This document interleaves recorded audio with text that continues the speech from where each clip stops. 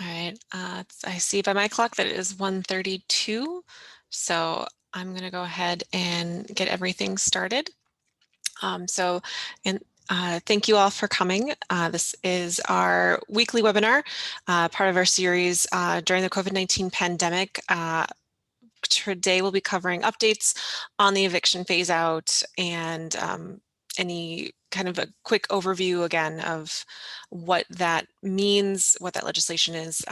So that will be done by Homeline's Managing Attorney and Tenant Hotline Director, Mike Farah.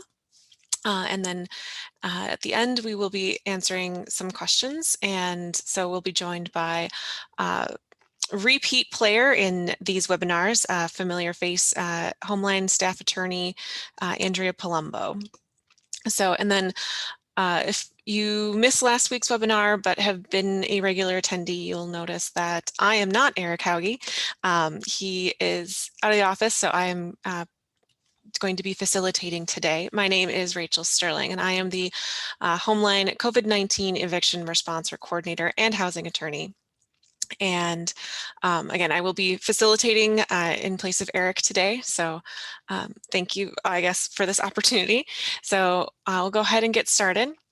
For just a quick overview, those who may not know, Homeline is a statewide nonprofit, and we provide free legal, educational, and advocacy services to Minnesota renters. Thus far, we've advised a little over 265,000 tenants since 1992. Primarily, we do that through our hotline. So our hotline number is listed here on the slide. We also have an email attorney function that can be accessed through our website. And so that is how the majority of the tenants that we assist are through these formats. We do offer our services in Spanish, Somali, Hmong, and English. And then, like I said earlier, this is part of an ongoing series that we've been doing since last March of 2020, and basically covering what landlord-tenant law is and how it's evolving throughout the COVID-19 pandemic. So we had done weekly webinars at the beginning. In last March, we had shifted to a bi-weekly or every few weeks. But now that the phase out session law is in place, we are going back to weekly webinars for the foreseeable future. So if you are interested, we will be giving court updates or updates as we know on the eviction. Some people call it the off-ramp, some people are calling it the phase out. So we'll be giving those weekly, and the next week you can join us again. And I have just put the registration link in the chat. So again, weekly from here on out on Wednesdays, 1:30 to 3. It's the same time and day of the week that we've been doing since last year. So again, if you're looking for the recordings from previous sessions, they can be found on our website. And if you're looking for registration and a schedule of what's upcoming, in case sometimes we get special guests on and things like that, that can be found on our website as well. And I've just posted the link there. And then just for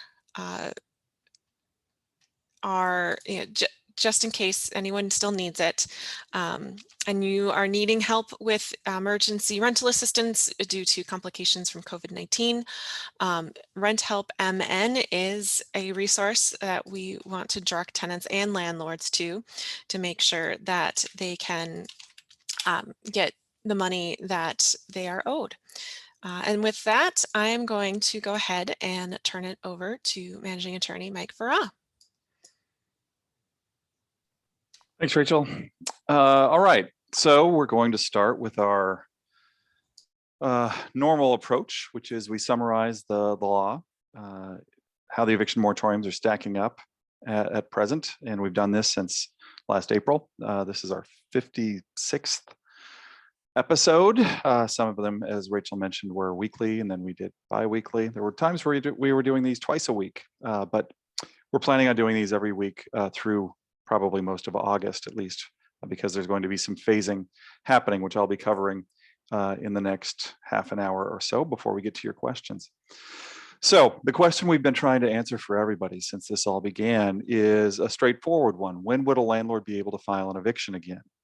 That's not a simple question, and there's a lot of moving parts inside of it, but that's still the question we're trying to answer. The eviction moratorium that was part of the COVID-19 response, tied in time to the peacetime emergency declaration from the governor as far back as March of last year, has now ended. It ended as of last Tuesday. And the new order, when it came to the evictions, the off-ramp, the phase-out, it's got a couple different names, took effect June 30th. That's when it really kicked in. And so the eviction moratorium, the state eviction moratorium that we've been talking about for a long time, officially is over.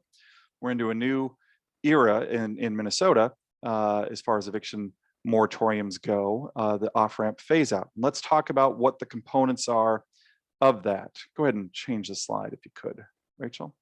So once again, we have the moratorium has ended. The official executive order saying no evictions can be filed, except for a few exceptions, has ended.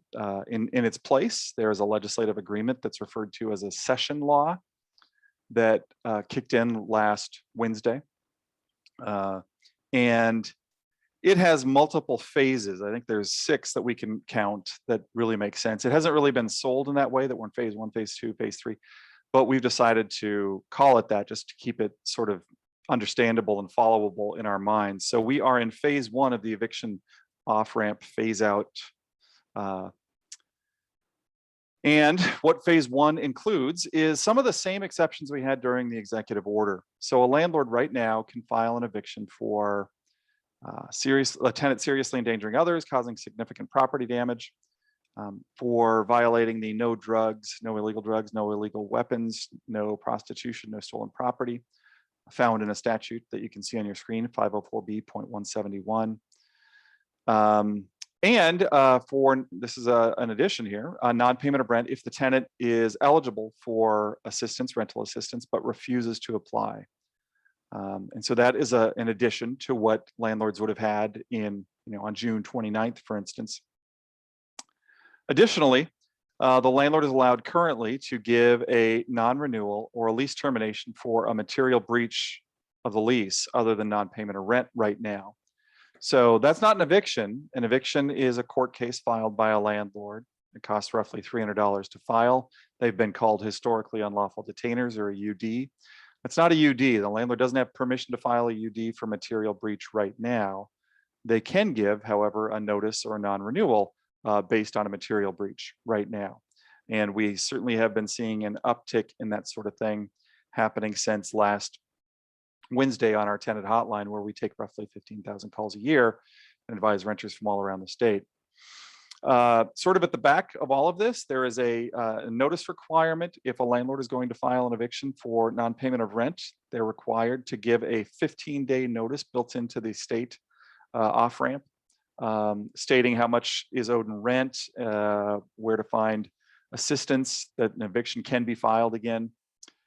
Plus, we have the backstop of a safe harbor for a tenant that has applied for rental assistance. This is if the landlord wants to evict for non-payment of rent. If the tenant has applied for rental assistance through Rent Help, for instance, and they have an application pending, so they have not yet heard.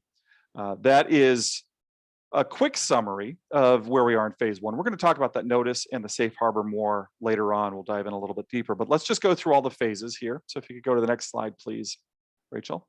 So we're going ahead in time, not that far, just a week. At that point, evictions can be filed for the material breach of lease that we just talked about. Fair question here is, well, wait, what's a material breach exactly? What does that mean? A material breach has been defined in case law in several cases throughout Minnesota's history. It's an important phrase. It's not something that was just created as a part of this off-ramp. It's referring back to something that has played a role, I think, in evictions for probably since before the United States. But in Minnesota cases, how it's been interpreted is some sort of meaningful part of the lease, just to sort of summarize it in a digestible way. So examples of material breaches that we've seen in the past that have been successful for landlords. Certainly the number one would be an unauthorized occupant living in the rental unit. So a boyfriend, girlfriend, family member has moved in that's an adult that hasn't been approved by the landlord. They're not on the lease.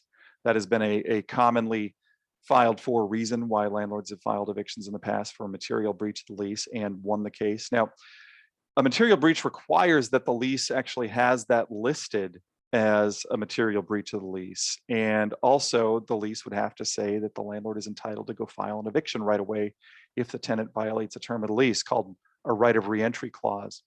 So that would have to be in there as well. But the majority of leases in Minnesota have both of those things. A landlord would have the list of the rules that they say that the tenant has to comply with. And also it would state what would happen to the tenant if they don't comply with those rules, which is the landlord has the right to go file an eviction. But July 14th is an important phase 2, because at that point, evictions can be filed for material breach of the lease. Material breach of the lease has been something that landlords and landlord advocates have been asking to be added to the executive order as far as the list of exceptions go for months, frankly. And so we're not sure, but our best guess is that July 15th might be the day that we first start to see whatever surges are going to happen. I think this is going to be a key day in surges for evictions, that a lot of evictions might be filed on July 15th, hoping that's not the case, but there's a real likelihood that landlords that have been waiting to file for material breaches of leases, this is going to be their first opportunity to do that. You couldn't file an eviction under the executive order because somebody had brought a dog in and they weren't supposed to have a dog. That's just not going to be listed on the exceptions. But on July 15th, the landlord could file for that kind of lease non-compliance, depending on how their lease is written. So there's a real chance that on this day next week, there will be a lot of evictions filed. All right, let's go to the next phase here. So we're going ahead in time a month to August 13th now. So once again, we have a lease termination non-renewal ability that the landlord has, not an eviction, but an ability to terminate or non-renew a lease for a tenant who owes outstanding rent and has applied for, but is not eligible for assistance. I think that distinction has to be there, because right now a landlord can file an eviction against somebody who refuses to apply versus is ineligible. So that's the key distinction that we see here. Once again, this is only allowing the landlord to give a lease termination or a non-renewal, not actually go file the eviction at that point. That the key distinction between court and not court. Again, how do you know if there's a court? Well, there's a case number filed. Again, the landlord spent $300. There's a court date, tells you the tenant where to show up for court. And that's how you know that an eviction has been actually filed versus a notice of non-renewal or a lease termination. Let's go ahead and go into September now, Rachel. Thank you. So September 12th, again, another month forward in time. At that point, an eviction can be filed against the tenant that, again, is ineligible for assistance. It's very similar to what we saw on the last slide, except now the landlord can go actually file the court case. So September 13th, probably another important day in when landlords might be thinking about filing evictions, is our best guess. And then we go on to our fifth phase, which is October 12th. At this point, the only protection that remains at that point that is part of the phase out, the only thing that's different from business as usual pre-pandemic when it comes to evictions, is that a landlord isn't allowed to file an eviction against a tenant who has applied for rental assistance and has a pending application. That is the only remaining protection at that point for the tenant. So on October 13th, the landlord can give a notice to vacate because the lease is over, just like they could prior to this pre-pandemic era that we're in. A landlord can give a non-renewal, notice to vacate, could file an eviction for a breach. All these things are just like they were pre-pandemic once we hit October 13th, with the sole exception of a non-payment of rent case where the tenant has filed for rent help and they have a pending application. That's the only remaining protection that the tenant on October 13th would have. All right, let's go ahead and talk about the notice requirement. So as mentioned, it lasts until October 12th of this year. This is something that matters for every non-payment of rent eviction, once again. So even a tenant that has refused to apply for the rental assistance would still need to get the 15-day notice from the landlord right now, because it's a non-payment of rent case, if that's what the landlord is going to try to file the eviction for. So some tenants were sent notices last week, a 15-day notice saying, you know, your rent hasn't been paid, you've refused to apply for rental assistance. Can the tenant rush out or rush to their computer and file a claim with rent help and start the application process at that point? I think so. I think that would actually stop the eviction from either being filed or proceeding. But we'll get to that on the next slide. A little bit more about the notice that we're talking about here. This 15-day notice from the landlord, as mentioned, has a few key elements that it needs to have. It's got to be in writing. It's got to state that the eviction moratorium is ended and the tenant can be evicted, how much rent is due, and where the tenant can go to try to get rental assistance. There are some caveats built into the notice requirement of this session law that make it seem like it's not as strictly enforced as, for instance, serving court papers on somebody. It's clearly not to that level. There's no personal service requirement. So would an email be sufficient? Maybe, if the landlord and the tenant have been emailing back and forth. Probably it's going to be the same rules that apply to a standard notice to vacate or non-renewal. It has to be in writing and it has to be properly timed. But the law doesn't really say exactly how it has to be in writing or how it has to be delivered. Would a text suffice? Short answer is I wouldn't trust a text if I were trying this as a landlord. I think it has to be at least an email with somebody that's gotten emails from me in the past, so it's not likely to get filtered out by a spam filter. But if I'm a landlord, I'm going to hand this to somebody or hand it plus email it.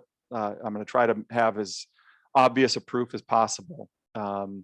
And a landlord is allowed to hand this paper to the tenant versus serving court papers, which the owner is not technically allowed to do that. They have to have some other adult hand the court papers over. Okay, let's talk about the safe harbor that I've brought up as well, which we're labeling phase 6. So this is October 13th, I guess, of this year through May 31st of next year, or June 1, I guess. So that's the 6th and final phase of the eviction moratorium off-ramp. At this time, like I said, from October through June of next year, all the pre-pandemic rights a landlord would have to file an eviction are intact, except for a non-payment of rent case where the tenant has applied for rent assistance and they've got an application pending. This is, those of you that have watched this presentation, or not this exact one, but these weekly shows that we've been doing over time, by far the top reason why landlords file evictions in Minnesota historically. Non-payment of rent, usually well over 90% each year of residential evictions are filed for non-payment of rent. That's just why landlords file evictions, or at least why they have historically. And so June 1 of 2022 is going to be, or June 2nd of 2022 is going to be the last chance we'll see where a surge in evictions might happen. So the surges that I think that we are likely to see are probably easiest to sort of guess about. If you show me the next slide, Rachel, on this chart.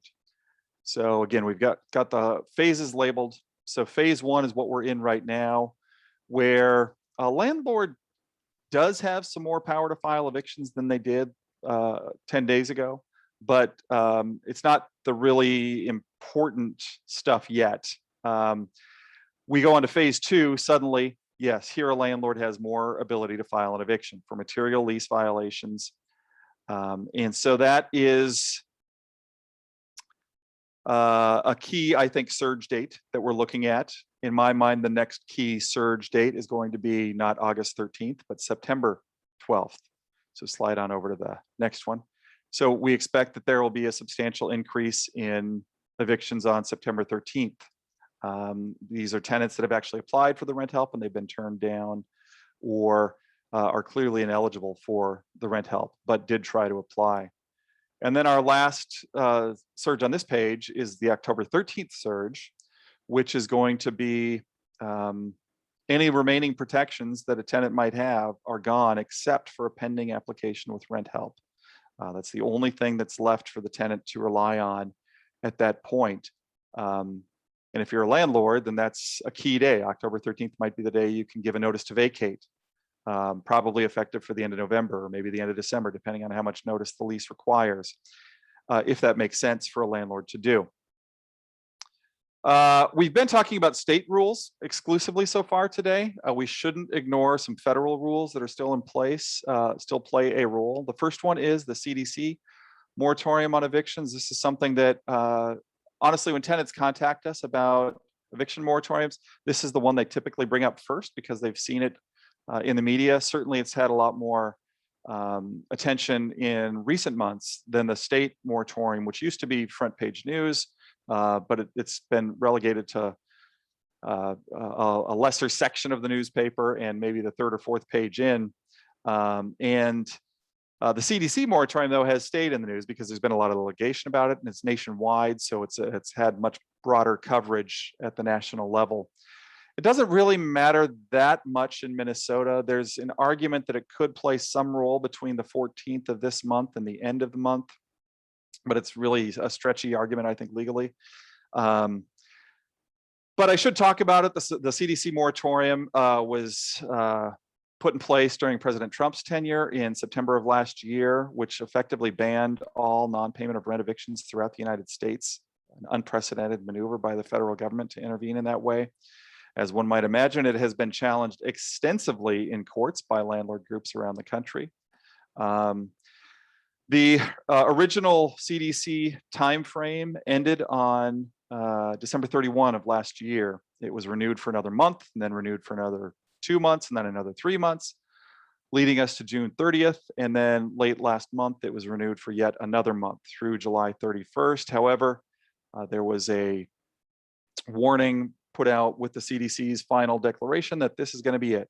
This is the last CDC moratorium on evictions order that's coming. So don't expect any more. Everybody better figure out what to do next. And what has been talked about in the media is the federal government trying to persuade states, convince landlords to accept this money. There have been reports of landlords simply not complying with requests from tenants to apply for this financial assistance, which is a little hard to follow in some cases when we've got tenants that might owe $10,000 or more. And a realistic assessment of that for a landlord is likely that the only way they're ever going to get paid actual money is if they work with the tenant to apply for the rent help Minnesota rent money. It's real money. It's a lot of money. $700+ million, I think, that they have that they need to get to landlords because tenants are behind on their rent. But it only works if the landlord and the tenant work together. The landlord has to comply and participate in some manner. It's not extensive, but the landlord can simply refuse to do that, but they do so at their own financial peril. That's the decision they'll make. So anyhow, the government's been trying to convince landlords to go ahead and work with tenants and these state-run agencies. Most of them are state-run, some are locally run, to try to get this money dispersed to landlords to get tenants caught up. This was, as I mentioned, there were several court cases. I think there might have been a dozen court cases around the country. And the most important of those eventually got appealed to the US Supreme Court, and the US Supreme Court decided 5-4 to not ban the moratorium. So the moratorium remains in effect. Part of it seemed to hinge on the fact that the CDC had declared that they weren't going to renew it past July 31. So the Supreme Court sort of took a step back approach. It has been an important part of this conversation, but honestly, again, not at the Minnesota level. In Minnesota, it has served as a backstop to the state moratorium, but the CDC moratorium explicitly deferred to any local protections that were stronger in place for tenants, whether it was a state law or a county law or a city law. There have been all types around the country. And so the CDC moratorium was there. but it didn't play a role here much. Let's go on to the CARES Act, Rachel. Okay, so the CARES Act is a sort of a bygone remnant. People mention this and sort of think, oh, I've heard of that somewhere. What is that about? The CARES Act was the giant first piece of legislation passed weeks after the pandemic really took hold in the United States. Very bipartisan at the federal level. And it had all kinds of components to it, including some stimulus money going out to businesses and to individuals. But there was a landlord-tenant provision as well, a key landlord-tenant provision in the CARES Act, which stopped evictions, non-payment of rent evictions once again, throughout the country for CARES Act covered buildings. Okay. That eviction ban actually ended last summer, July 25th of 2020. And part of the legislation, though, part of that CARES Act legislation never sunsetted officially. The July 25th, that's when the eviction ban clearly ended in the CARES Act. But after July 25th, the landlord was only allowed to file an eviction in a non-payment of rent case if it's a CARES Act covered building, if they gave a 30-day notice first under the CARES Act, 30-day written notice. And so then the question is, well, what happens to the CARES Act when the state moratorium shifts and landlords are allowed to file evictions for non-payment of rent, and the CDC moratorium has gone completely as well? It seems like the CARES Act moratorium, or I'm sorry, notice requirement is still in place. It seems like that's something that the landlord still has to comply with. It hasn't really been litigated in this state. It has been litigated in other states, and many Supreme Courts in other states have actually issued rulings or guidance to their lower courts, I should say, stating that the CARES Act notice is a requirement that the court should be asking about, that a landlord should swear under oath when they're filing the complaint that they have complied with the CARES Act notice requirement, or that they're not covered by the CARES Act. It's a little bit tricky to figure out who's covered by the CARES Act. There's some that are obvious. If there's federal subsidies, a broad umbrella way to analyze this is ask this question if you know the answer to it.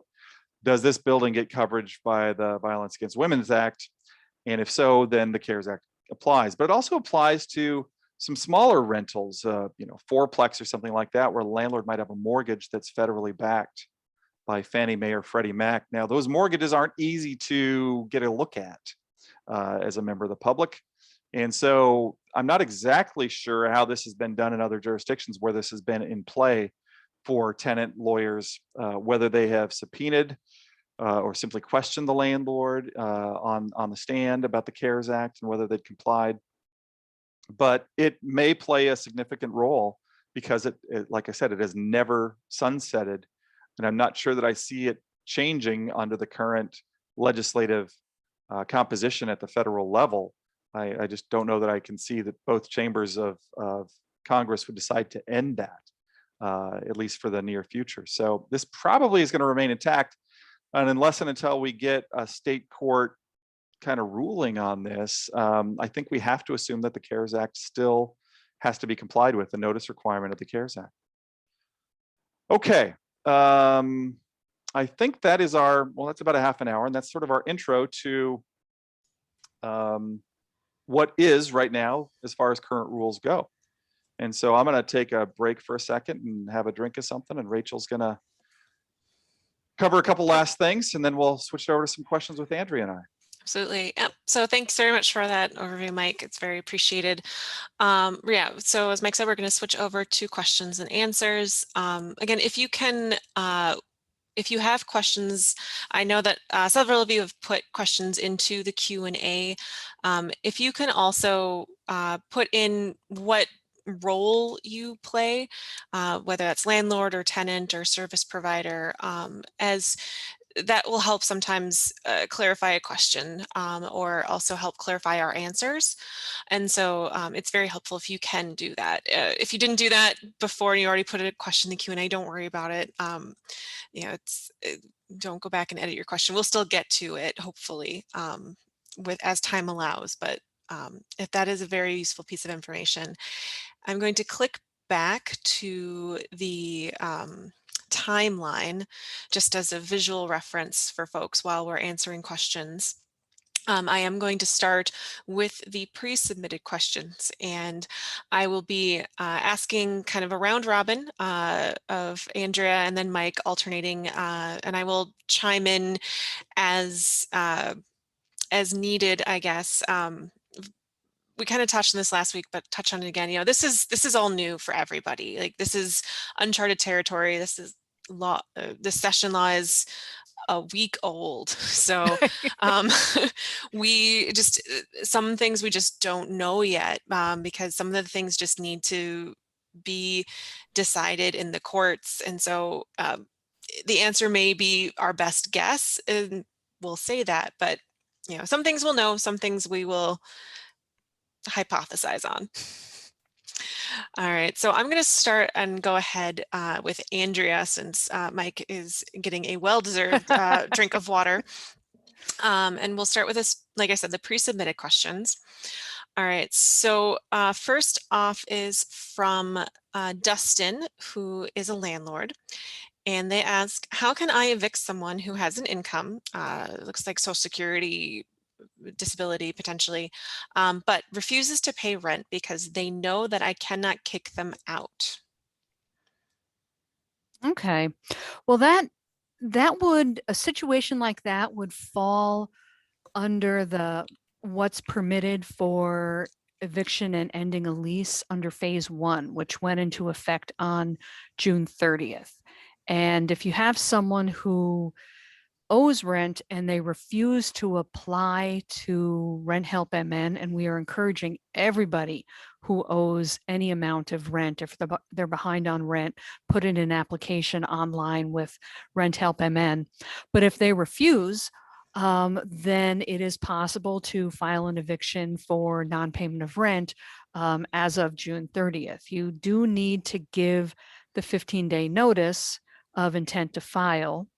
And that includes basically, I'm going to file an eviction for non-payment of rent in 15 days unless you apply for rent assistance. So you do need to give that notice, that written notice, but it is possible to file an eviction or end a lease right now for that.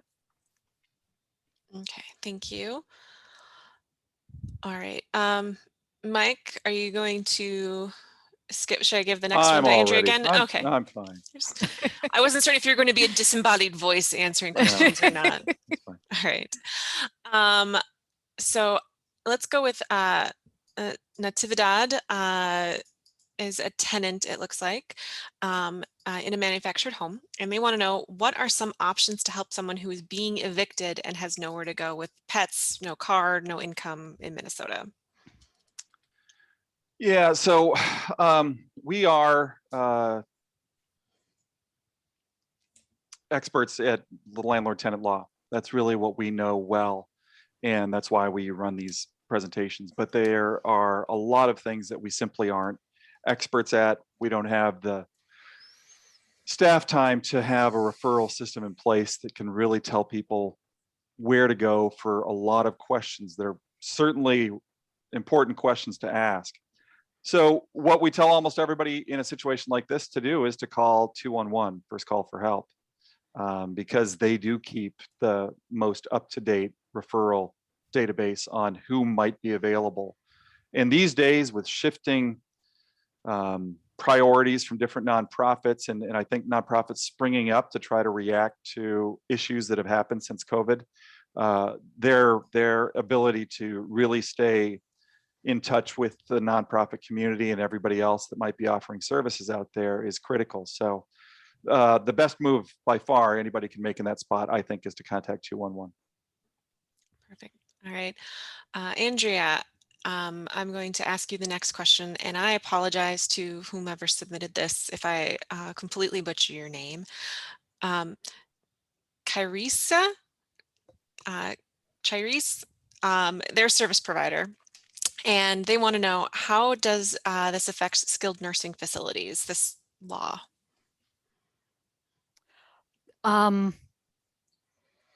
This is an area that's a little bit in flux in terms of assisted living facilities.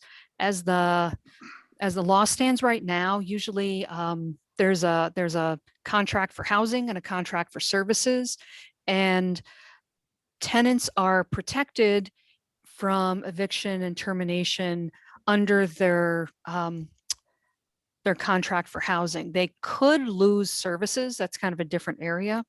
But they're basically tenants. They have the protection of tenants because they have a contract for housing. A law is going to be going into effect. There's a new law regarding licensing of assisted living facilities, and that's going to go into effect in August. And that actually gives stronger protections against eviction than what's in place under a lot of the off-ramp. So for assisted living facilities, yes, it's covered. In terms of nursing homes and other skilled nursing facilities, it's the opinion of, I checked with the Ombudsman for the Office of Long-Term Care on this, and it is their opinion that nursing homes are covered. If you want more information or more in-depth information, the Office of the Ombudsman for Long-Term Care is the place to contact about this. And like I said, it is a state where the law is in flux. Just to jump in for a second, that's an example of the bonus you get if you submit your questions in advance. Yep, Is we may spend a little time contact researching people. them. That's right. That's right. Because there are things that we don't know. We have a whole list of questions that I haven't even read yet that have been submitted during the presentation, and we'll do the best we can with them. But something like that, like Andrea just talked about, she did a little outside research to make sure we got the right answer. All right, thank you for that. So Mike, Janet is asking, what are material violations of lease terms? And I know we covered this slightly, but if you don't mind. Yeah, no, I don't mind quick talking again. about it because it's really got an outsized role starting, well, already, but really starting on July 15th. And so that material question is, I think, really critical. I talked about what I thought were examples of material violations of the lease that have worked for landlords in court. Again, we've got the unauthorized occupant, a pet. Those are probably the top two reasons why we see landlords file any other kind of eviction other than non-payment of rent. You could have noise, smoking in a non-smoking building, that kind of thing would be probably the next two most likely ones that we'll see. And maybe it helps to talk about things that might not be a material violation of the lease. It's a complicated concept. Leases are, to start, they're in this state, and I think in every state, which is why landlord-tenant law exists, always written by landlords. Residential leases are written by landlords. That's who writes the lease. If you're a landlord and you tell your tenant in Minnesota, hey, I got a duplex, I want to rent to you. Why don't you, tenant, go find me a nice lease that we can use so we have a good lease? Then that's a pretty clear sign you don't know what you're doing as a landlord. I'm not saying that all those landlords find great leases on their own, but landlords don't trust tenants generally to find leases. That's not a generalization. That's a 99.9% rule. Landlords provide the leases. They put in the lease whatever they want to have in the lease. Now, many times landlords haven't thought through the lease. They just found something online or from an agency that they trust, and they figure that's good enough. But landlords do write stuff into their lease saying, hey, you can't do this. This is important to me. You can't do this. And I've talked about this in past episodes. I'm the guy who takes most of the email questions. There's about 3 of us that sort of alternate taking the email questions, but I do the lion's share over the year. And leases frequently come with those emails. So I get to read leases almost every day I'm working on the hotline. I get to read a new lease. And there's 5 or 7 leases that are used repeatedly by landlords throughout the state. There's no one official Minnesota lease. There's not a standard lease that everybody has to use. But there are common leases, but there are also outliers. Landlords have found a lease from some other state and they try to adapt it to this state, or maybe they took some sort of legal Zoom kind of thing and dabbled and created their own lease that way. Some landlords write their own lease completely. Sometimes they've looked at other leases and sort of cut and pasted stuff together. Other times landlords will just write what they want. It's an odd thing to like about your job, but I truly enjoy reading homemade leases by landlords. I find them fascinating. It's a real insight into what they really care about. And the best homemade leases, by the way, are handwritten. And they elevate even a level up. Top level for entertaining me as a lease from a landlord is homemade, handwritten, and in cursive. Those leases, I literally stop what I'm doing. I set aside a few minutes and I just read the lease almost for the enjoyment of it, just to see what stuff they're going to throw in there. And you'll have to trust me when I say I've seen weird stuff. No fighting. That's a pretty common lease term. I'm not sure how you define a fight exactly. And it never says so. It just says no fighting. No swearing. I've seen that many times. By the way, if you're a landlord and you want to have a no swearing clause, I think you need to list the words, because one person's swear word is another person's casual conversation. So you got to say what the actual material violation would be.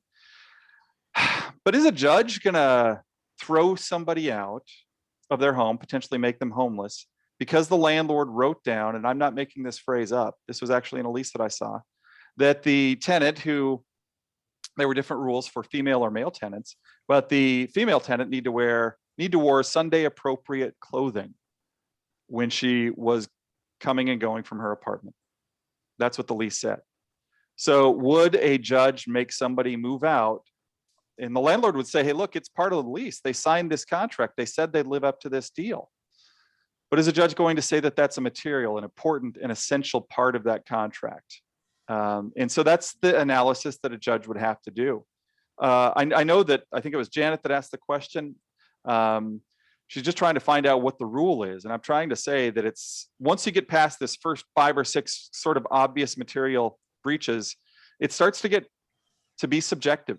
What a judge might think, or a referee might think somebody could or maybe should lose their home over, based on a rule that the landlord had. To follow up just slightly on that, because we had a question come in, it's right on this point, but would not letting someone in to do like maintenance or pest control qualify? Yeah, I think that could. Sure, that's Okay. probably going to, it depends on how the lease is written, but the landlord's going to argue that they're interfering with the rights of management. I think tenant could maybe counter with, because of the times we're in, that, hey, wait a second, I'm not allowed to get the vaccine because of a medical condition or something like that, and you aren't assuring me that your employees are vaccinated and they won't wear masks, and so I'm not going to let you in for that reason. So maybe there's a push-pull there, but on its face, I think it's certainly something a landlord could win for. Yeah. Okay, thank you for that. All right, Andrea. Heidi is a service provider, and they would like to know, how many eviction filings are people predicting for September and October? Is anyone able to forecast? Mike and I were talking about this. It's going to go up. We know that much. We're anticipating that we're going to see a significant bump in filings after July 15th. I just did a quick search on our database. We're sending letters to tenants who have had evictions filed, and we encourage them to call us as soon as they get the paperwork, or as soon as they get our letter, to talk about their case. And in 2020, it looks like we sent out 2,726 letters. And this is some rough numbers because this isn't covering the entire state.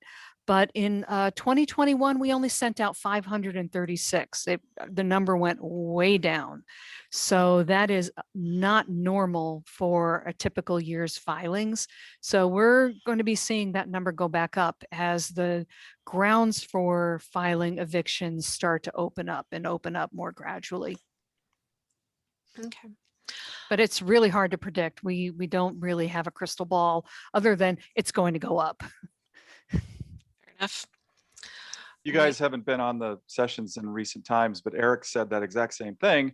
We don't have a crystal ball, at which point I pointed out that they aren't that expensive. I'm not sure why people keep using that as an excuse. Oh, and we had a question in the chat about Rent Help MN whether it's an organization or a collection of governmental agencies. Sarah, you want to tackle that one? You mean Rachel or Sarah? Rachel, Rachel, whoever yeah. you are. Sarah's who the question came from. Sarah Sarah gave the asked the question. So Rent Help MN is administered through the Minnesota Housing and Finance Agency, so state agency. So it's it's sort of a compilation because there's it's the COVID-19 money that came through from the federal government, started with what, $379 million. It's now up to like 700 some odd million. And they are different government levels of government got money from the federal government. So I think like Hennepin County, Ramsey County, I think the city of Minneapolis got some too, and then the state got the rest of it. Some tribes also got a chunk of their money as well. And so some of the organizations have grouped together to essentially have Rent Help MN be a one-stop shop for people to apply for. Then, and depending on in the back end, they'd figure out which pot of money that would come from. But those organizations also have started, I think like Hennepin, Dakota, Ramsey started the Zero Balance Fund that also uses some of those COVID-19 monies. So Rent Help MN is technically being administrated through the state, but the back end, there are pots of money that are from different governmental or entities. It's a complicated answer to probably what was an easy question. Okay, so let's move on to the pre-submitted questions. And Mike, Kimberly is asking, what is the legal definition of significant damage in legal terms? She also was asking about material breach, but I think significant damage is the big one here right now. Yep, we've talked about material breach a couple times already. So yeah, I don't know that any judge / referee has given us a sort of black letter definition of significant property damage at this point. I think it's still going to be subjective while we're rolling with this phase out that we're in. And so, because it's one of the things that a landlord could file an eviction for right now, and they have been able to since the executive order has been in place, I think the courts are still going to think, you know what, significant means something. It's not just damage to property. It's got to be significant damage to the property. So I don't know if that means a certain dollar number or a certain, it somehow makes the building less safe or functions less effectively, that kind of requirement in their mind. But I think it's a very subjective thing. I would be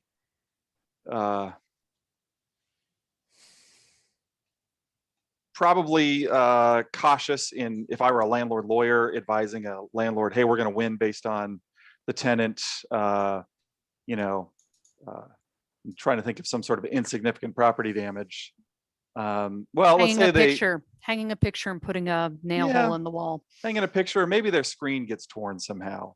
Something happened, their cat saw a bird outside and attacked the screen instead and wrecked the screen, and you can see it from the street. Is that significant property damage? I mean, it's, I don't know, $100 tops to fix the screen. So there's sort of a de minimis analysis there. Is this enough to qualify for significant property damage? The building still functions, it can be fixed. So I don't know. It's not something that's defined adequately. It's, I think, intentionally vague to leave it up to the judges / referees to try to figure out what should be enough to convince a court that a family should lose their home over this. All right, thank you for that. And again, I just want to ask, I know a couple of people just put some stuff into the chat. If you can put questions into the Q&A, that's a lot easier for me to keep track of. Appreciate it. But also thank you, Heidi, for chiming in on the county's role in Rent Help MN as well. All right, back to pre-submitted questions. Janelle would like to know if there's a form letter. She's a landlord. She wants to know if there's a form letter for the 15-day notice for a landlord to provide to a tenant who has refused to apply for COVID assistance. I haven't seen one. I haven't seen any templates or form letters for the notices that are required under the off-ramp, but the language in the session law states pretty clearly what is required to go into the notice. And there are resources out there for landlords. The Minnesota Multi-Housing Association may have some letters or templates available there. Okay. All right, Mike, we got a slight lengthy question on a scenario, so we kind of switch it up a little bit. Stacy is a landlord attorney and she wants to know, she has a client who owns a home. The client let his girlfriend move in with him in 2017. They broke up 2018, but he continued to allow her to live there rent-free with the verbal agreement that she would vacate in June of 2020. She did not, and the client then decided to move to another state, continued paying property taxes and mortgages and utilities and such, and the occupant still refused to vacate the property. And so she's never made any monetary contribution to the property at any point during the tenancy. And she was given a 3-month notice to vacate as of December 31st, 2020. She didn't vacate, but the emergency order was in place, so that probably was an improper notice to vacate at that time. Stacy's saying that they intend to file an eviction action as of July 14th. The question is, how likely is that the court will require that we give an additional notice to vacate, such as a 30-day notice to terminate a month-to-month tenancy? Yep, that's complicated and a little bit lengthy. So, I mean, the first question you have to ask, as I think a court or a lawyer analyzing this, is the tenant, well, I'm sorry, is the girlfriend, I think that's how they're identified here. Mm-hmm. Is the girlfriend a tenant? Do they have the rights of a tenant? We look up under Minnesota statute 504B.001, residential tenants are actually defined by law, as are landlords, by the way. There's a definition section of landlord tenant law in Minnesota, and a residential tenant is somebody who occupies a dwelling under a lease or contract, whether it's in writing or verbal, that requires the payment of money or exchange of services. That's it. That's all it requires. It doesn't even require that money is paid. It requires the payment of, so it's saying you owe it, or exchange of services is the other way a tenant can get to that tenant status. Somebody occupying a place can get to that tenant status. So if this girlfriend called us, what we'd be trying to figure out is, all right, how can we establish a tenancy if at all possible? And we'd be asking if she has any routine duties, right? Is she supposed to, is she basically a house sitter at this point for the landlord? Does she have an obligation to report when things go wrong? Does she shovel? Does she mow? Does she take care of the facility? It sounds like the guy has left town and she's the only one there. So she might be at this point on paper an unpaid house sitter, but that might be enough to establish a tenancy that she's paying her rent by occupying / keeping track of the property to make sure it's in decent shape. So the lack of a monetary contribution is pointed out a couple of times in this question as being the critical question. And I don't think it's the only question in trying to decide whether the girlfriend is a tenant in this situation. I don't think that the 3-month notice given in December of 2020 has any legal effect. If she's a tenant, I think that probably violated the executive order.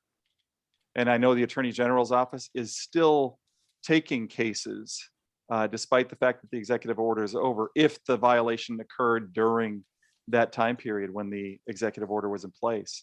So if she was a tenant, a 3-month notice given in December would have been a violation of the order. The only real question is she a tenant from a legal perspective? Fast forwarding to now, the landlord's lawyer is saying that they're going to file an eviction or intend to file an eviction as of July 14th. I'm not exactly sure what the eviction is going to be filed for. Because it can only be filed, we look at our chart, for our exceptions, the things listed in phase 1. And I don't see where it fits into those exceptions. And Andrea, you're welcome to jump in on this one too. It's a little more complicated. Phase 2, again, the landlord can evict for material violations. So this is July 14th. What's the material lease violation that the girlfriend has committed at this point? So it may be the case that this landlord can't do much of anything until the red letters show up here, October 13th.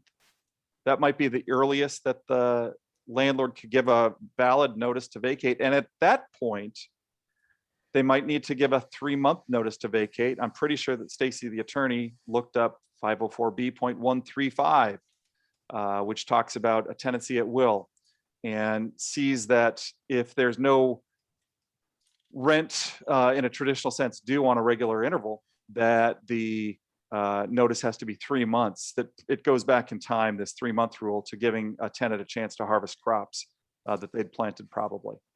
But that might be the right answer to this question. Is October 13th a 3-month notice can be given and not much? I'm thinking along the same lines. Yeah. Yeah, it's complicated, and I'm sure that Stacy's got a client that wants her out. I mean, to be honest, this fact pattern is strange. It sounds like she got to stay there 2 years rent-free after he broke up with her, and then he left in October of 2020 and still allowed her to remain. So there was some agreement of some type why she was still there. I have to assume that she had some responsibilities as far as managing the property as well. But best guess based on what we got there. Yeah, I'm thinking along the same lines. So long as there's not a material breach of the lease, which is going to be hard to really define if they're a tenancy at will and there's no written lease, if they just have a verbal agreement. There'd be no right of reentry clause then too, Yep. almost Yeah. certainly, unless that was said in the oral handshake agreement that they might have had. So really looking at October would be the earliest that an eviction could be filed. And I don't know that they could file it then. I think they'd have to give a notice then, right? You're So right. maybe You're right. January. It might be January when they file the eviction. That's right. Yeah. Okay. So let's go back to Greg. He's a landlord. And he says, last week you stated that a tenant that was current on rent through August 31st because of help from Rent Help MN and is month to month could not be given a notice to quit and vacate until October 12th date. Why wouldn't it be September 1st? There really is no reason to move toward an eviction. The lease has ended and they are done with Rent Help MN. So not a non-payment issue. It's just doesn't want to renew the lease is what it sounds like, and wants to know why they can't give that non-renewal. Sure. Well, thank you for coming back and attending another webinar. It's nice to have repeat audience members, as it were.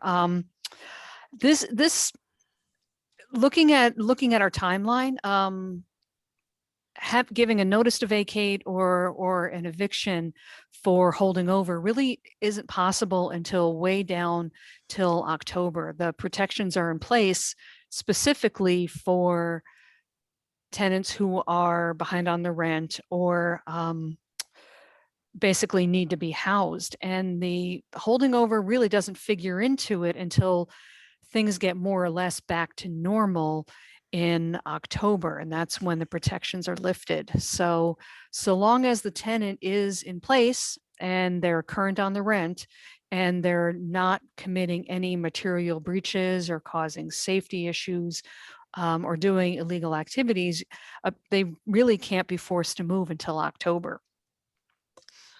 Well, and I think, just correct me if I'm wrong, my interpretation is that any notice to not renew or any notice to terminate that's given before October 12th isn't going to be valid, right? They can't actually give that notice of non-renewal until October 12th for it to be valid. That is a good question. I was looking at the statute because Greg had a second question on when does the notice have to be given, and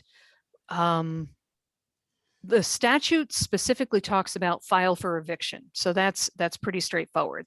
That's when they can actually pay the $300 and file the paperwork. But I am not sure exactly when we're talking about terminating, because it does say termination of a lease, and that's not clear to me whether that's the notice of termination or the final date that the tenant has to be out. Yeah, I have, if I had to bet right now, I think that you can't give a notice today for October 15th.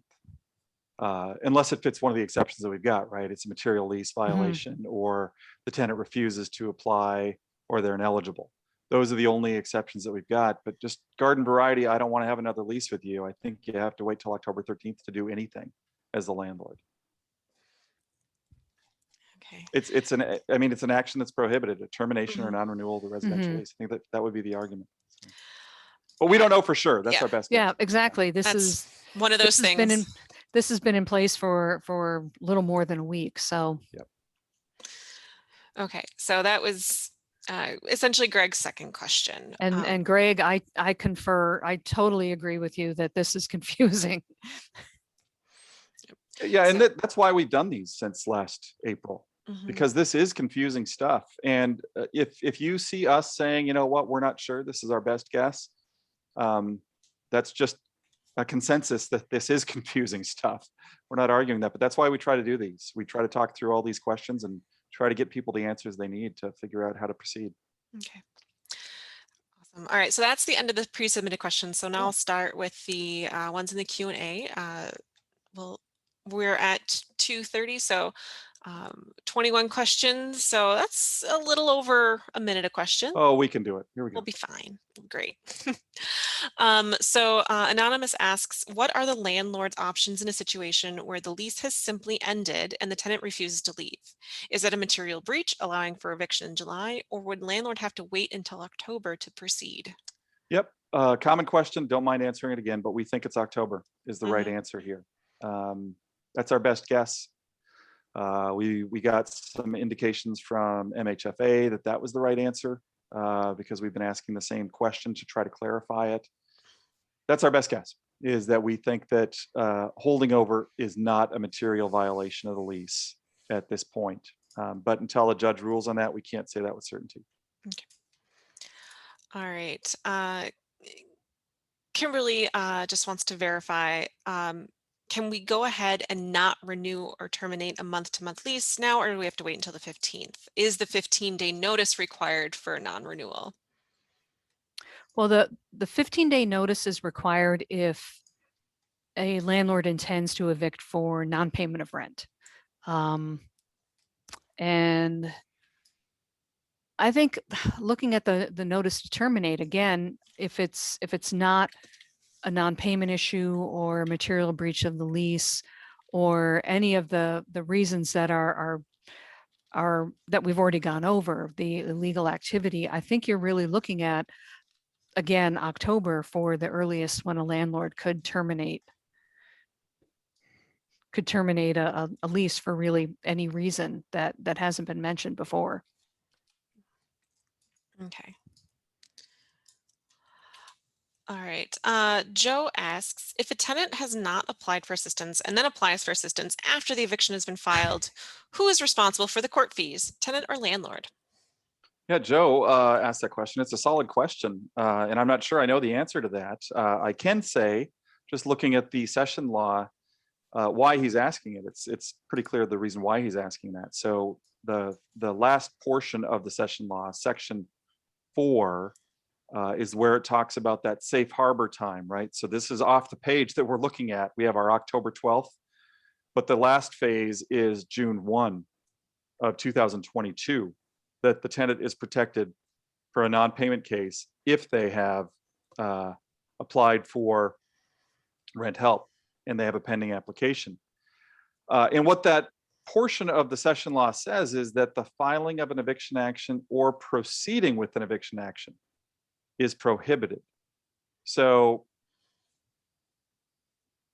it might be that I'm not exactly sure what the court's going to do with this. The court might suspend the case, they might stay the case, they might dismiss the case if the tenant brings in proof of the pending application, even if they applied for the assistance after the eviction's been filed, like Joe's question was asked. But we haven't seen this ruled on yet. It's one of the reasons, by the way, there is a flaw in the design of the off-ramp phase out. And in the notice section, which is section 3 of the session law, there's a requirement that the landlord indicate on the notice the total amount of rent past due. Total amount of rent. That's it. They don't have to say late fees. They don't have to say utilities, anything else. But a landlord should write down everything the tenant owes because the landlord wants to get paid, I would assume. If they want to get paid, they should write down everything that's owed. There's a real chance that the court costs might get rolled into that as well. I think there's a decent argument that rent help could cover the court costs if the landlord has actually filed the case. And it would be something that they have spent money on, maybe even serving the papers. Traditional eviction covered court costs might be something that rent help covers. I don't know the answer to that for sure, but I don't see a downside in asking for it if I'm the landlord and rent help is being applied for. When the government contacts the landlord and says, what's the dollar number the tenant owes to get made whole, it should be part of the list of things that are covered, and then see if it gets paid or not.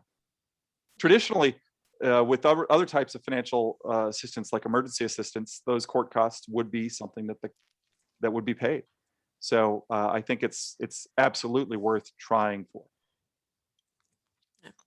And I'm just going to point it out here. I see through a lot of these that there's a lot of rent help MN questions. Our organization is not the expert on rent help MN necessarily. We send people there to apply for it, and we are talking with people who are experts about it. So we have an idea of some of the background that goes into it, but we just aren't on the pulse of that because we don't or process any of the applications. We don't go through any of we don't help tenants apply. So most of the answers that we have about rent help MN are things that we have learned from other organizations or through tenants calling into our hotline. So our answer to some of these questions might be, you need to go talk to rent help MN about how this works, just as a laying the groundwork there. However, the next question, Andrea, is not a rent help MN question. It is from Anonymous. And they say, we gave a 7-day notice to a tenant to bring the house into compliance, or we would file an eviction for significant damage. They have failed to do anything. Can we now file, or do we have to give a 15-day notice? Yeah, the Executive Order 2079 did have a requirement that a landlord give a 7-day notice of intent to file an eviction. And that requirement, it looks like the questioner here complied with that requirement. That requirement's gone. That is no longer in place. The 15-day notice applies if it is a eviction for non-payment of rent.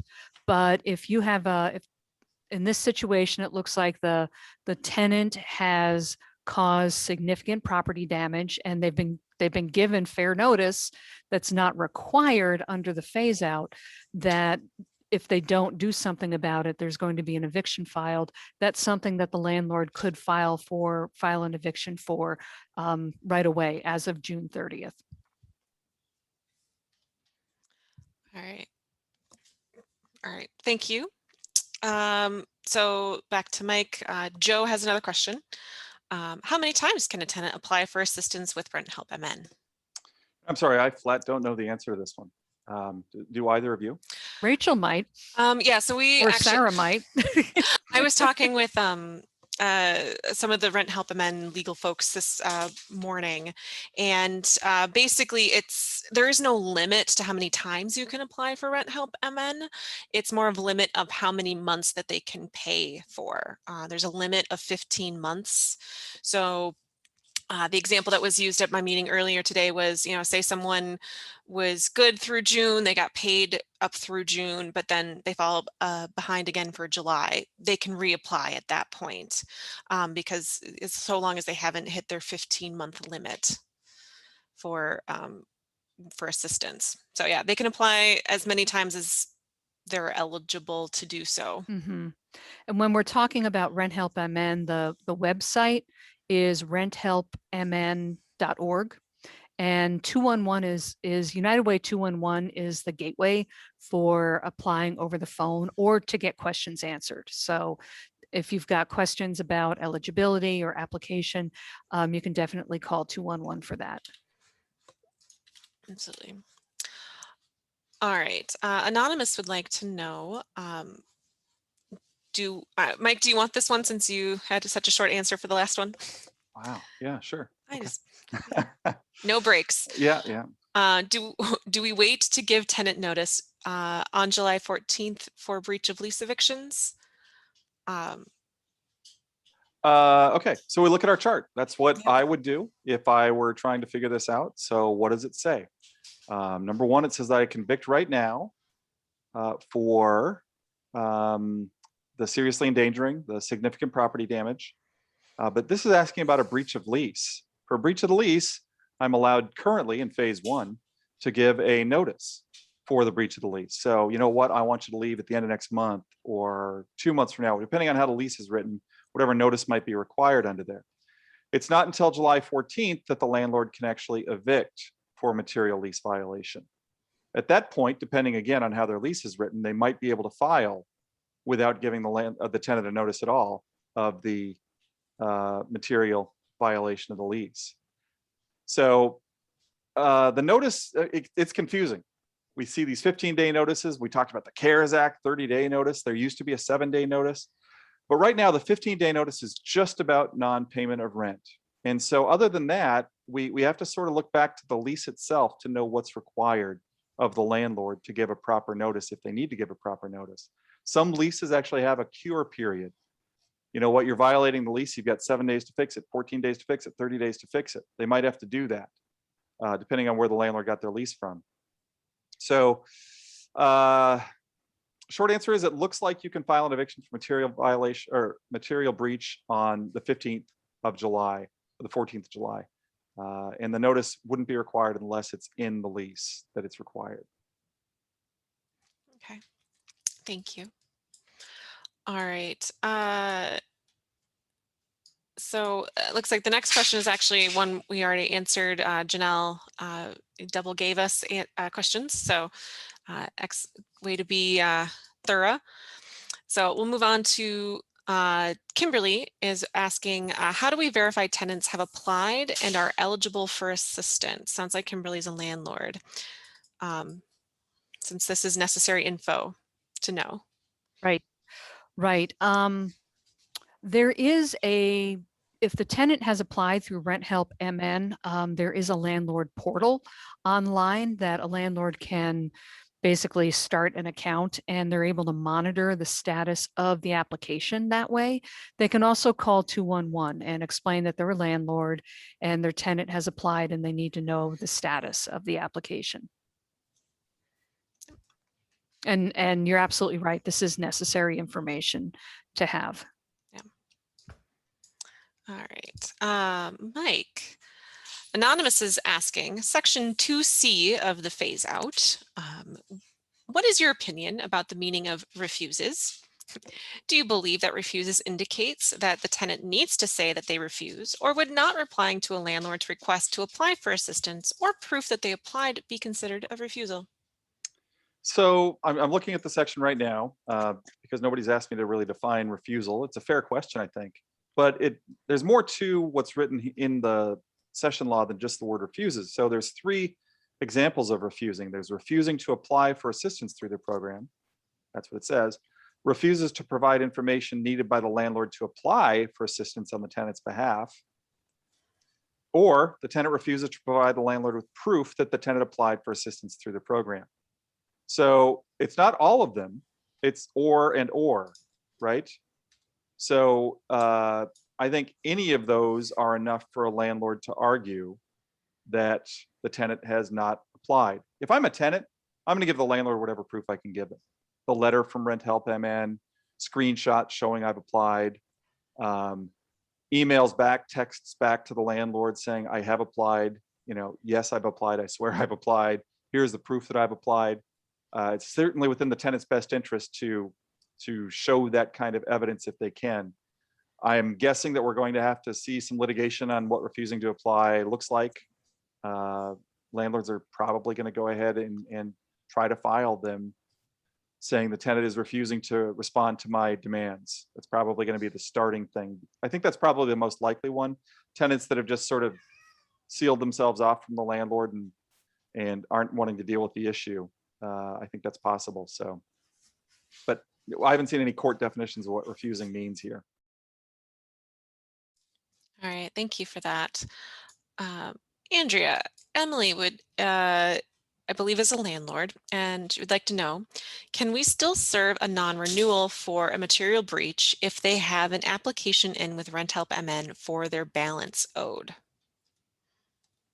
It's my understanding that those are going to be two separate things, that if there's rent owed, then the tenant is, if this was solely a non-payment of rent issue, then the tenant would be protected while they had a pending application with Rent Help MN. But if this is just a material breach of the lease, only that, then a landlord's able to terminate or non-renew a lease as of June 30th. So they could do that now.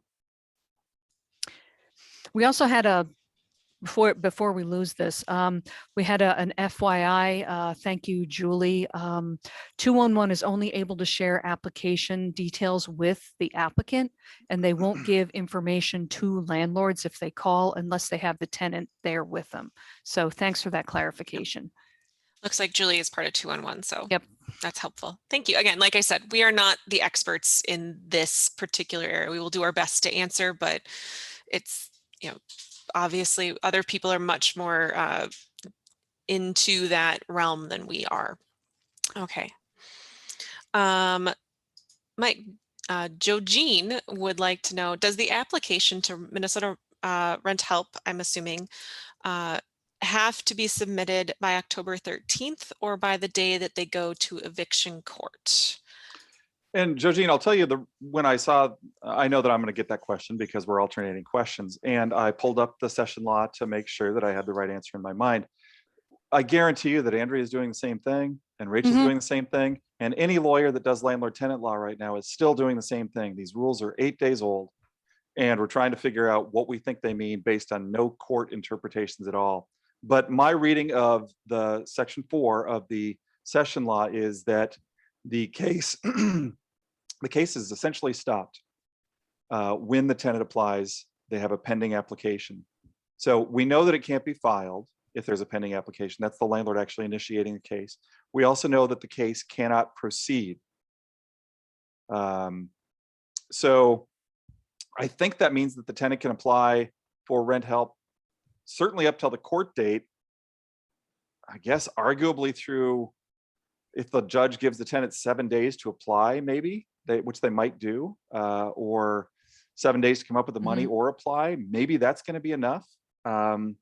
So the short answer is, I think up to the court date for sure, I think is a defense. I'm a little fuzzier on the 7-day period after that. A lot of judges have the discretion and will use it to give the tenant 7 more days to vacate. If they say landlord wins the case, but tenant, you get 7 days to come up with the money. Redeem is the legal term for it.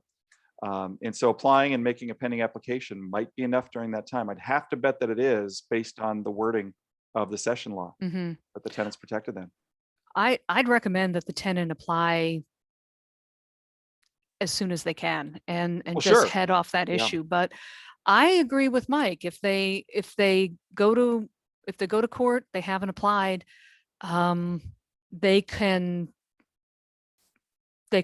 definitely ask for time to apply. That would basically just stop the case dead. Well,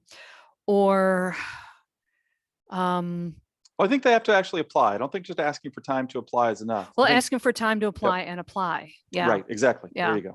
Now, I know Joe Jean works for Ramsey County Emergency Assistance, and I'm just kind of working through my head what would happen if tenants are applying for assistance that day in court. And I don't know how that would work out, if they could come in with a proof of application.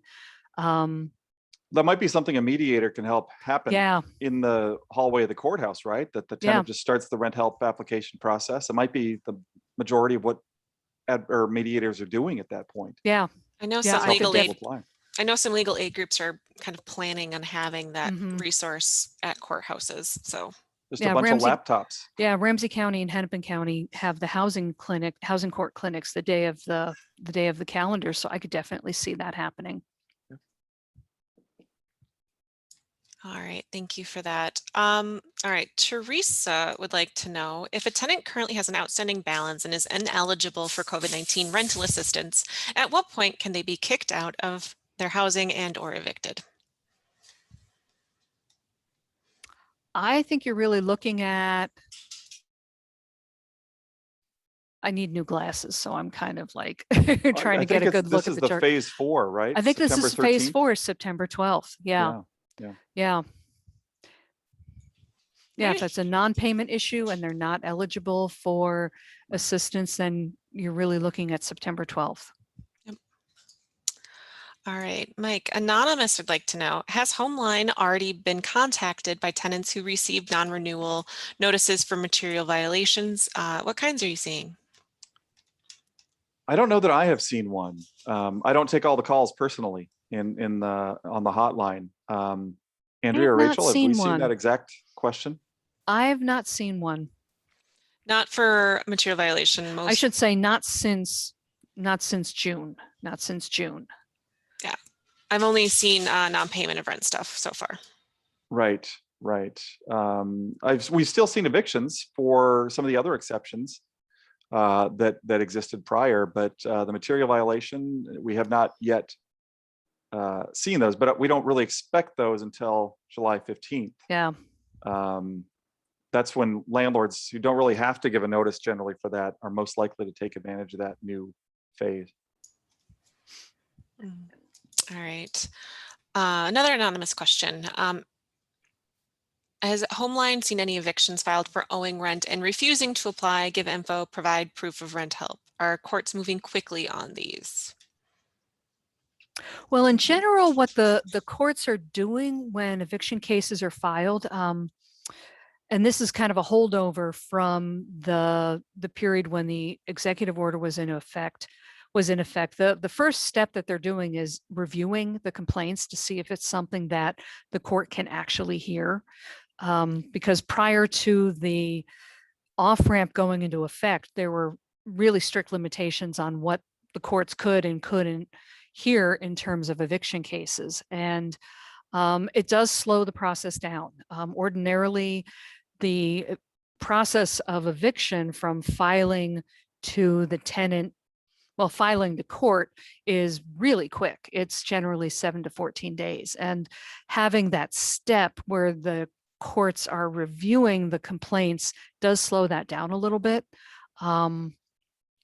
But again, I have not seen any evictions filed for people who are refusing to cooperate with their landlords or refusing to apply for rent help MN. It's not that they're not happening, but I haven't seen them yet. Thank you for that. So there's about 5 minutes left till 3. So I just want to check with you two if you are able to continue on past that time or Sure. to answer questions. We only have about 8 more questions in the Q&A. Let's just press on.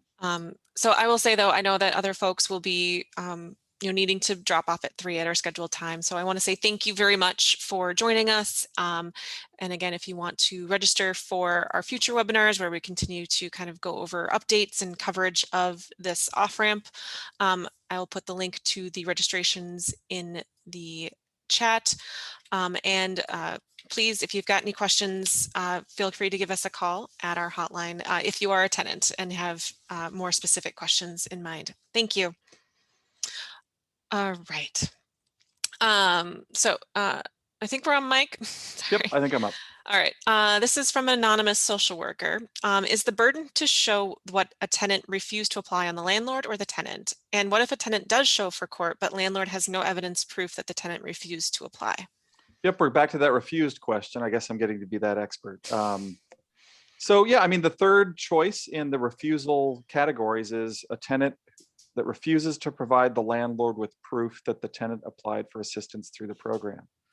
So I think that there's some burden on the tenant for sure, because that's refusing to give the landlord proof. So I think it's a hard thing for a landlord to know that a tenant has refused to apply. If I'm the landlord and I really wanted to file a case alleging that right now, I would probably send a series of emails saying, hey, you have to apply, by not responding to me, it looks like you're refusing to apply, then I'm allowed to file an eviction. I mean, that kind of warning could happen. Again, most landlords aren't interested in filing evictions. They want to avoid evictions if they can figure out a way to do that. And that makes sense to me. But I think that if the tenant really wants to use that argument in court, they're going to have to show that they have tried to apply, probably to, just looking at how the burden isn't explicitly covered there, but I think that has to be the right answer. Okay, thank you. Andrea, this one's a little bit specific scenario, and I'm going to paraphrase a little bit, but essentially sounds like it's an anonymous service provider who's working with a client who has been having issues with her neighbor harassing her since spring of 2020. And the landlord says that they plan to evict them after the rent moratorium for other issues they've had with him. The client is asking, when will they be able to evict for harassment? And shouldn't they have been able to do that even with the moratorium? We've been getting a lot of calls from people having issues with their neighbors. The pandemic and the stay-at-home orders have really been wearing on people. So I'm not surprised that this individual is having issues with their neighbor. There's a lot of that going around right now. We'd be happy to talk to the tenant. They can call our hotline and we can talk to her about her situation. But from what this question's describing, it does sound like potentially the neighbor is committing possibly some violations of the lease, depending on what's in the lease again, or possibly endangering the safety of someone else who's living in the building. It really is going to depend on the facts of the situation, but a landlord can evict, and they were able to evict under the prior executive order for behavior that's seriously endangering the safety of others, or that is a material breach of the lease. So that's something that potentially they could file for right now. But again, the tenant's welcome to call us and we can talk about her options in that situation. It sounds like she's addressed the issue with her landlord, but there are steps she can take with that to enforce her rights as a tenant. Okay, thank you. Mike, anonymous social worker. Are there different guidelines and rules for tenants on a month-to-month lease versus a year-long lease? In some ways, yes. In some ways, no. It's a shorter time period, obviously, but right now notices are hard to give for somebody in a month-to-month rental, which is the key difference. Typically, that a month-to-month lease means the lease ends literally every month, and that either side can decide that they don't want to do another lease next month. That's sort of how they're defined, versus a one-year lease where it's really hard to get a tenant to move out in the middle of a contract, or if the tenant wants to leave, it's hard to break the lease as well. And so, yeah, I mean, it's a little bit too generic for me to really know exactly where they want to go with that question. But yeah, there are differences. There's some things that are the same though, as well. So Right. sorry for the vague answer to the vague question. Fair enough. All right, Andrea, this is from a landlord. We have tenants who are staying in a property while the lease end date that had passed and the lease is in a holdover period. Can we ask them to leave without any reason during this time with proper notice? 30 days is what's stated in the lease. Yeah, this is again a holdover situation where, so long as they're paying the rent, they're current on rent, and they're not committing any violations of the lease, I should say, the earliest that they could be given a notice to vacate would be in October 12th. All right. Allison would like to know if can and should enrolled members apply for rent help MN if with their tribe if they live off of the reservation. Again, this is one that I don't know the answer to. I don't know. Rachel, any theory? Again, to touch very briefly on this morning, I think they should definitely check with their tribe first. I think wherever they can get help the fastest is going to be the the defining factor there. But I don't, all the tribes have different rules of how they're processing the applications and money. And so I don't know if they're going to, if living off of the reservation will impact that or not. I would check with your tribe. All right. Let's see. Sorry, things just shifted around in the Q&A and I got confused. Is an unapproved large dog a material lease the material violation of the lease? And I'll jump in because I didn't really answer that one once again. Maybe it depends on what the lease says. Some leases say any pet's a material violation of the lease. Some leases say dogs over a certain weight are a material violation of the lease. Some talk about specific breeds. And so it really depends on how the lease is worded. It's not an automatic that a tenant has a large dog, they could be evicted for that. Maybe is the short answer, but it's really lease dependent. Okay. All right, we're going to get into a couple of more specific scenarios. So Jess is asking, for Rent Help MN, if someone has applied for assistance and they end up having to leave the apartment before assistance is available, will they still be eligible to receive assistance with past due balance? It sounds like they were given a non-renewal notice due to non-payment of rent, even though the tenant was working with the agency to apply. Before they could intervene, the landlord asked the tenant to sign an agreement to vacate. So the renter signed it because they thought they needed to, because they didn't know that they didn't need to. And the agreement was that they would vacate by the end of July. So there's a lot going on there. Yeah. Recommend the tenant give us a call so we could really pick that apart. We've gotten a couple questions where tenants have applied for assistance with Rent Help MN and then they leave.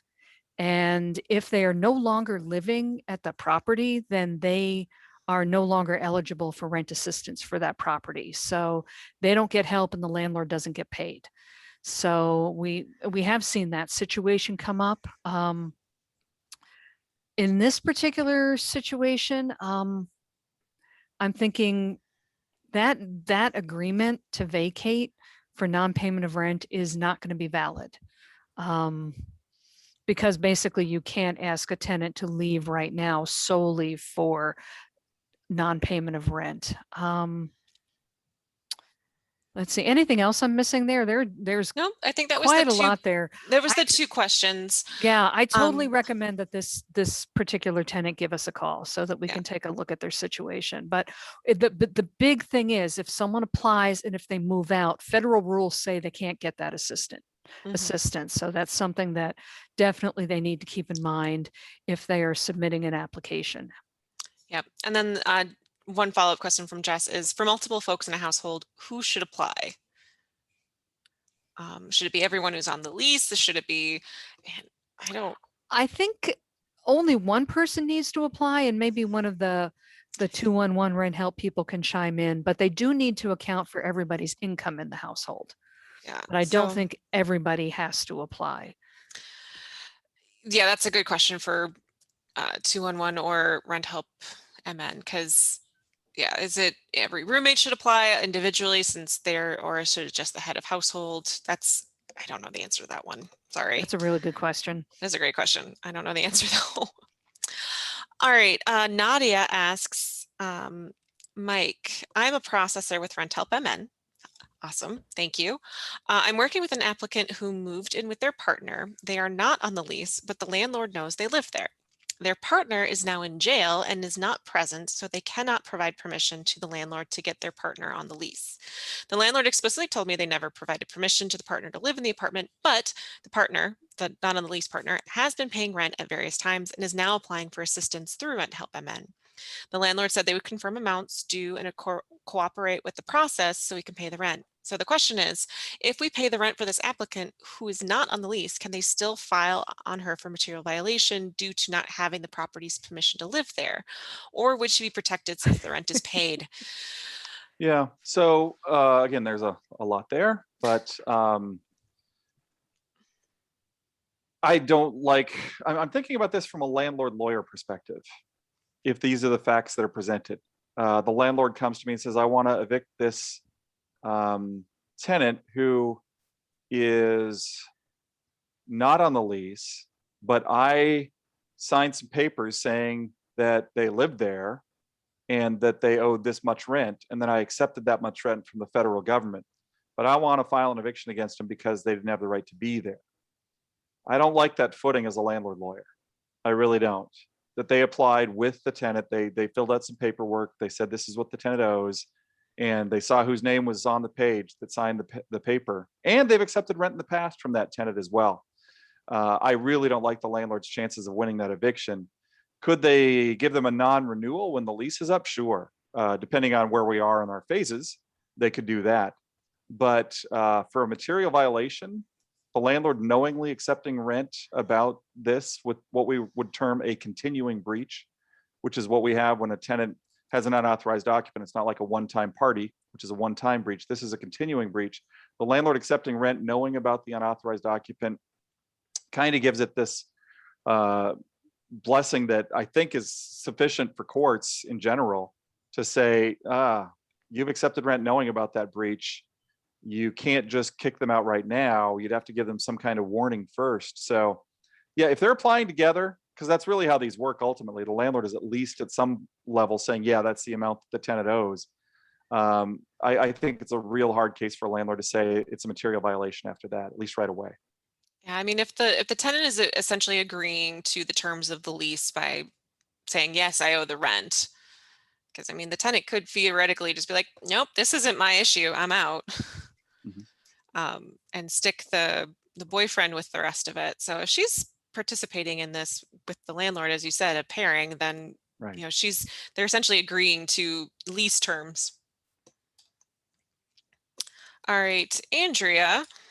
Anonymous is saying, so if someone kept their job all through the shutdown but stopped paying rent, would they ever qualify, I assume, for rent help MN? If so, how long will the provider need to wait, excuse me, to be reimbursed by Minnesota or federal taxpayers? Well, a person could theoretically still be eligible for assistance through Rent Help MN if they kept their job.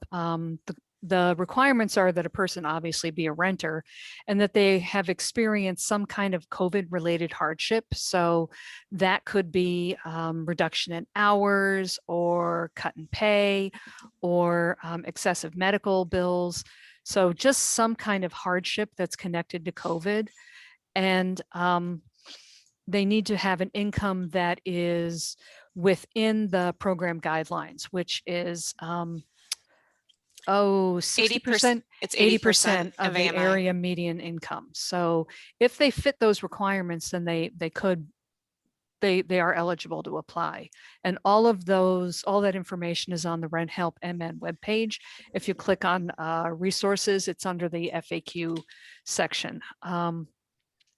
In terms of how long it's taking the landlords to be paid, the money has not gotten out as quickly as was anticipated. It has been really slow to get out, but it's my understanding that the process is moving faster now. There were some technical issues on the back end, but those are getting resolved. So it is taking time.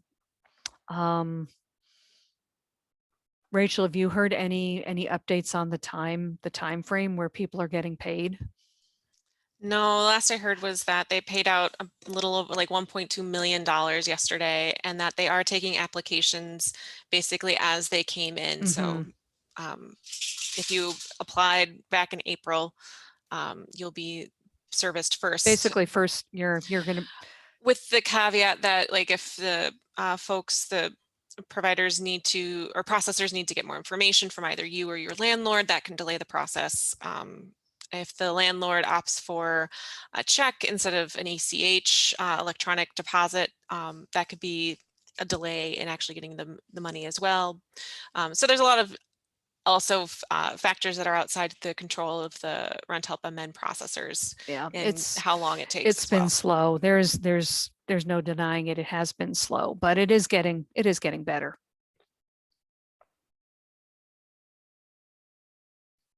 All right, we're down to 2 questions. All right. Mike, Anonymous is asking, given the lack of an AGO enforcement role, do you anticipate any private right of action for violation of the phase-out legislation? Some courts may be worse than others in gatekeeping violations of the law, and at best, all the court will do is dismiss an eviction action that violates the phase-out. So AGO is Attorney General's office that I think they're referring to here. Mhm. And that is something we haven't talked about at all today. And it is a big thing. The executive order required the Attorney General's office to enforce the governor's executive orders and the eviction moratorium. And they have been very active throughout the moratorium. And they are suddenly not as required. I mean, by they're not mentioned in the statute, the session law that we've been talking about today. There's no attorney general authority or role that's specific. Now, the AG's office still has a consumer protection division. They've done landlord tenant law in the past, and pre-pandemic, they'd sort of started to tick up on this issue in general, landlord tenant law an issue. But seeing them as a major player in the off ramp, I'm not sure that that's a given. I don't know that that's going to happen.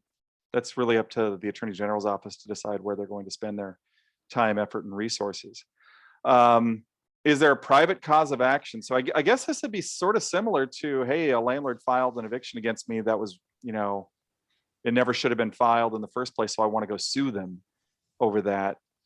I mean, I guess you could try that. It's not something we really see. Generally, if there's an eviction and a tenant is threatened with losing their home, they want to win the case and defend the case so they can keep their home. And that's the primary legal goal that most tenants have when it comes to an eviction, versus I want to go sue the landlord for everything because they did that. I mean, it's theoretically possible. You could have some sort of discrimination argument, I suppose. Could you sue somebody arguing retaliation? I guess. I'm not sure I've ever seen that. So there's nothing in the session law that gives a tenant a private right of action or a private cause of action. So that's not anything that's been created new. It would have to be some sort of claim that somebody would put together based on all the statutes that are in play, the ones that predate the pandemic and the session law that we have right now. So it's probably just defending evictions is my best guess. I'll just add on to that. It's not necessarily a private right of action after the fact, but if there is a violation and someone is wrongfully has an eviction filed against them, working through the expungement process or asking for an expungement right away is a really important part of that to make that go away, essentially, or to limit the negative impacts that it might have on the tenant going forward. All right. So now we have 2 more questions again. Someone threw in a question real quick. So I'm going to see how many times we have 2 more questions that I tell you about. Andrea, landlord would like to know, tenant is not responding to Rent Help MN nor giving me information on where they are with Rent Help MN. Can I still get the back due rent they owe without the tenant responding? You're on mute. There we go. That is a really good question. And I was just looking at the Rent Help MN page to see what information they have on that.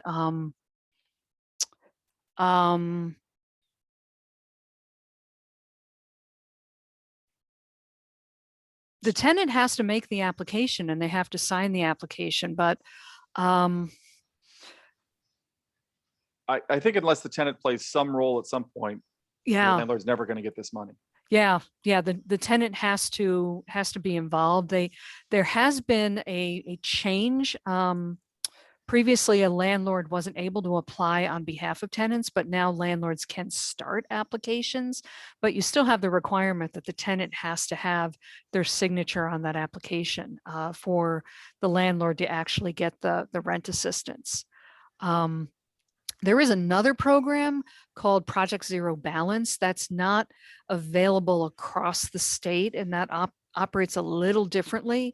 But in that program, the landlord initiates the application instead of the tenant. And I should put the caveat out there that Project Zero Balance has they're not taking applications right now because they're going to process the applications that they've received, and then they'll reopen again. So that's a difficult situation where you're just not sure where the tenant is. If the tenant's not cooperating and not working with you on that application, then you're not going to be able to get the rent assistance from Rent Help MN. Yeah, I mean, one of the things that I know is that if a landlord has their portal set up, they should be able to tell which of their tenants is applied and where they're at in that application process. I know also I was listening to Commissioner Ho yesterday speaking with some of the Senate committee, and she was saying that one of the big hurdles they've run into is that if a tenant isn't checking their email, or if the landlord was applying for them and they didn't have a valid email, that's the way that they communicate most with tenants is via email. And so if that's just not something that the tenant is doing on a regular basis, that might also be a cause for any sort of delay or not response. Yeah, but that might be, yeah, if the tenant doesn't if the tenant doesn't tell you where they're at, that's going to be a problem for getting the money. All right, last question. Maria is asking, is there a copy of this slide on your website? So I'm assuming you mean the phase outs, and we do have a copy of it on our well, first off, we do, this is being recorded and it will be available on our website. And then we do have a web page dedicated just to the phase out and moratorium, and it is at the bottom of that website. I just put both of those links into the chat. But basically, if you scroll all the way down to the bottom, you will see a timeline on there. It is actually not this timeline specifically. It is a slightly earlier timeline that I created. But this, again, between the recording and that website, all the information is there. You sound like a science fiction villain there. This is a slightly earlier timeline that I created. That's a quote. I like this. Please don't make me in charge of these timelines. I did not choose those dates. All right. All right, perfect. All right, well then, that's it for questions. So thanks everyone for sticking around for an extra 20 minutes or so and answering questions. And again, we will be having more of these overviews and updates as the weeks progress and we learn more about how things are being handled. So thanks so much for joining us today and have a good rest of your day. Thank you. Bye-bye.